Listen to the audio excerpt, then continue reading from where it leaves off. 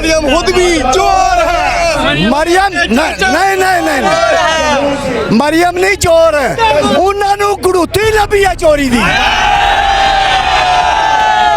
अबे तू दादे तू भरा सब चोर, टब्बर ही सारे गुड़ूती लभी है।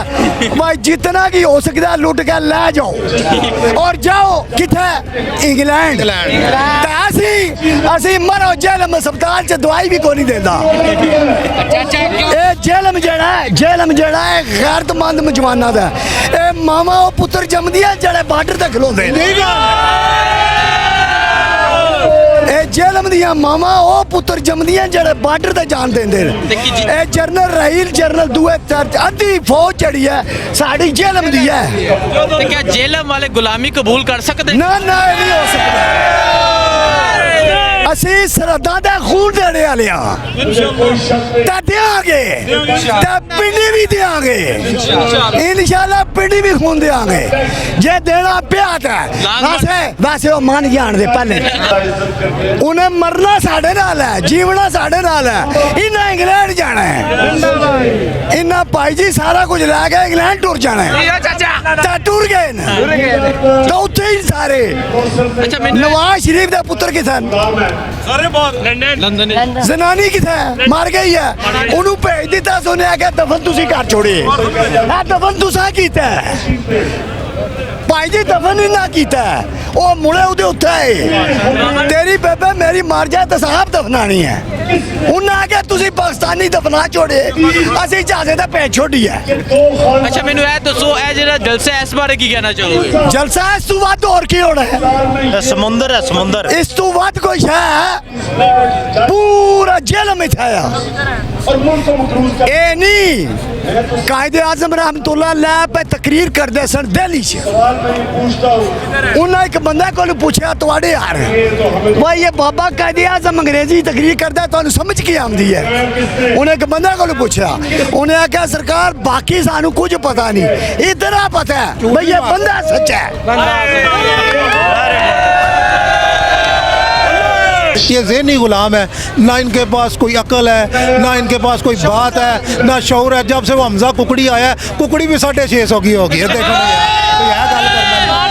यार जी वालेकुम सलाम। मुझे बताएं क्या समझ सकते हैं ये जो जलसा है जेलम की तारीख का सबसे बड़ा जलसा है? उम्मीद तो है जी जेलम की तारीख का सबसे बड़ा जलसा, जेलम नहीं पूरे पाकिस्तान की तारीख का सबसे बड़ा जलसा। हम इंशाल्लाह लेके आएंगे इमरान खान को दोबारा। हम दिल से इमरान खान के फैन है और हम इसको लेके आए। पार्टी हुकूमत नामंजूर। अस्सलाम वालेकुम। इंशाल्लाह। अस्सलाम वालेकुम, मैं हूँ हसनैन, आप देख रहे हैं नया पाकिस्तान। इस वक्त मैं जलसा गा के बाहर मौजूद हूँ। अभी जलसा तकरीबन खत्म होने वाला है। मेरे साथ एक साहिब मौजूद है। मुझे ये बताएं आज का जो जलसा हुआ इसके बारे में क्या कहना चाहेंगे? ये जलसा पहले तमाम जलसों जैसा ही है और इंशाअल्लाह इससे बड़ा जलसा होगा। सियालकोट वाला इससे भी बड़ा होगा। जैसे जैसे आगे जाते जाएंगे इंशाअल्लाह जलसा बड़ा ही होता जाएगा। आप अपनी आंखों से देख रहे हैं। मैं खुद गुजरात से आया हूँ, सियालकोट भी जाऊँगा, मुल्तान भी जाऊँगा, गुजरांवाला भी जाऊँगा, जेलम भी आया हूँ, पिंडी भी जाऊँगा। पंजाब में जिधर जिधर जलसा होगा इंशाअल्लाह उधर ज़रूर जाऊँगा। आवाम का जोश आप देख रहे हैं। मैं आया हूँ तो मेरे जैसे और भी बहुत हैं। क्या समझते हैं ये जो जलसा है जेलम की तारीख का सबसे बड़ा जलसा कह सकते हैं इसको? ये इंशाअल्लाह जेलम की तारीख का वाकई ही सबसे बड़ा जलसा है। ये और हकीकत है, ये कुछ चापलूसी नहीं कि ये हमारी पार्टी है इसलिए, और हकीकतन ये बहुत बड़ा जलसा है। मैं जिस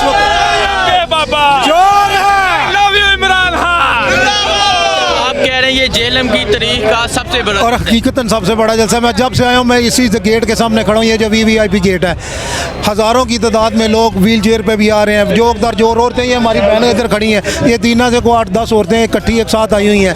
इसी तरह और भी बहुत लोग हैं। ये आप देख रहे हैं जोश और जज्बा। इंशाअल्लाह आगे जैसे जैसे आगे जाता जाएगा ज़्यादा आएगा इंशाअल्लाह। बता दें ये जो इतनी आवाम निकली है, इतनी तादाद में लोग निकले हैं, क्या वजह क्यों आए हैं? ये निकले इमरान खान की मोहब्बत में और पाकिस्तान की मोहब्बत में। ये गुलाम, ये ज़हनी गुलाम है, ना इनके पास कोई अकल है, ना इनके पास कोई बात है, ना शौर है। जब से वो हमजा कुकड़ी आया है, कुकड़ी भी 650 की होगी है। देखो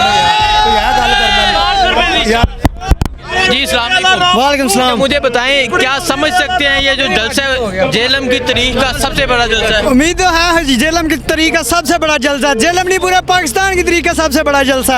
हम इंशाल्लाह लेके आएंगे इमरान खान को दोबारा।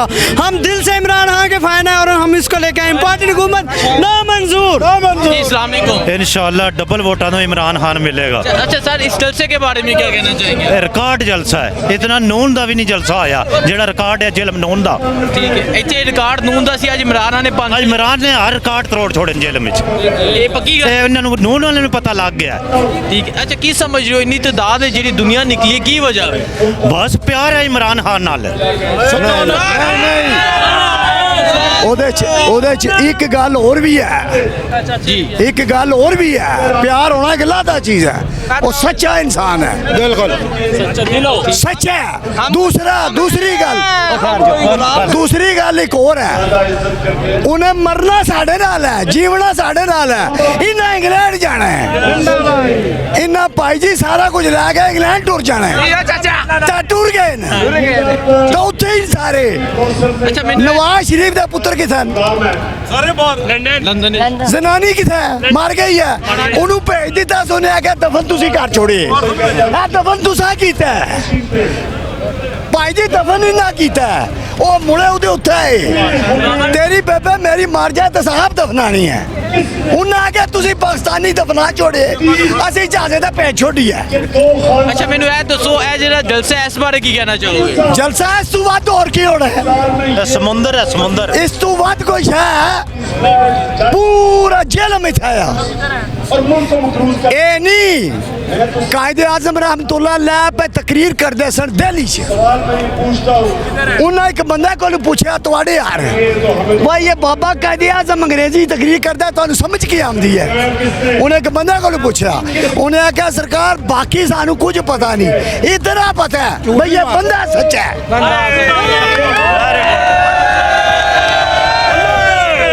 भाई इतना सानू पता है बंदा सच्चा है इसी वजह तू आए हो असी सरकार सिर्फ इदी सच आसा आए थे ए बंदा सच्चा है चोर है मरियम खुद भी चोर है मरियम नहीं मरियम नहीं चोर उन्होंने गुड़ूती लभी है चोरी दी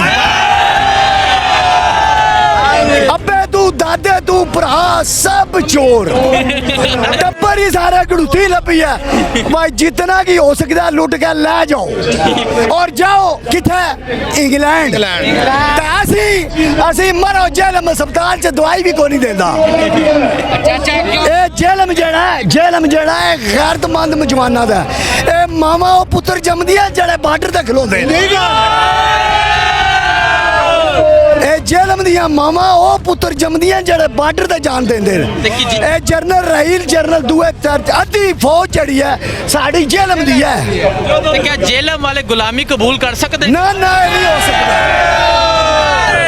असी सरहदां दा खून देने वाले हां देंगे पिंडी भी देंगे इंशाल्लाह पिंडी भी खून देंगे जे देना पिया वैसे वो मान जान दे पहले मेहरबानी